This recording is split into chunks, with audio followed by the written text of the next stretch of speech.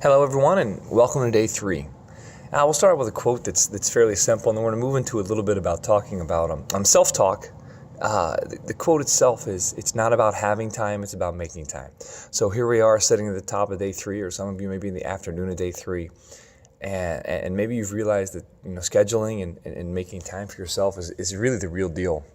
Whether you're a mother, a sister, you live in an apartment and you got a busy job, whatever the case may be for you individually, finding time to set aside every day or every other day or 3 days on and 1 day off, or whatever your workout schedule tends to be, might be challenging. So for the next 26 days, I want you to set aside your training time weekly if you can. Look at it ahead of schedule. We spoke about it before, and commit to it. Share it with all of us, the group, and let's get it done. Now we're going to talk briefly about something called self-talk. This was probably about 15 years ago. I read a book by Dr. Shed Helmstetter, that's Helmstetter. It's called What to Say When You Talk to Yourself. And he defined something called self-talk, and he looks at it as it's a way to override our past negative programming by erasing it or replacing it with conscious positive new directions.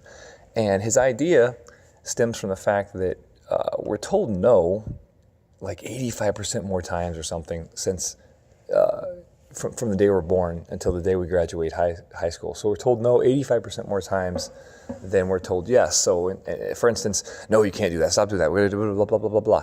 And it builds this negative self-talk inside our brain. And his contention is that our subconscious mind is like a computer, and how we program it is going to relate to how we think in large on a daily basis. And some of the examples of negative self-talk that he gives us is saying things to yourself like, I can't remember names, it's going to be one of those days, it's just no use, that's my luck, I don't have the energy, I'm really out of shape, why should I try, it's not going to work anyway, my desk is always a mess, I've never been good at it, I never win anything, that's impossible, I never know what to say, I'm just no good, I get sick just thinking about it, nobody wants to pay me what I'm worth, I don't feel good, I never have enough time, I already know I won't like it, and I can't do that, right? We spend so much time searching for better bodies, for better jobs, for better activities, for better significant others, or better entertainment, for better, quote, things, but so little time trying to better our minds. When I really feel like if we were to spend an equal amount, or even 30 minutes a day trying to work on bettering the way that we think, or the way that we look at life, and the way we take challenges that come into our life, I really believe it's gonna help things fall into place, if you will. So how can you work on this? One of the best things you can start doing if you get into a negative funk is to start to identify thought patterns like that say I can't, that say I'm not going to, say that all those patterns I mentioned before. And at first step 1 is just to start recognizing them. And step 2 is coming up with alternatives to them that think differently about the situation. It's not easy. I can remember when I first started doing it. It was literally about a decade ago.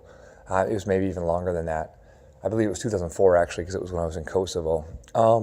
And I had a little notepad with me. Excuse me. Had a little notepad with me, and I would start writing down those things and start identifying the way I think about it. And after time, it does get better, and you start to face situations differently. And it goes back to what I brought up a couple days ago, is that's when I decided to start waking up every morning and with an attitude of happiness. I started waking up and deciding to be happy, whether deciding to be tired. So even getting out of bed first thing in the morning and think, oh my God, all I want to do is go back to sleep.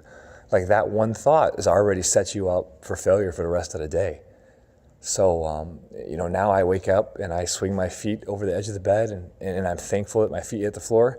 I stand up and, right now as I'm recording this, it's just barely 4 o'clock in the morning. So anyhow, give some thought to that.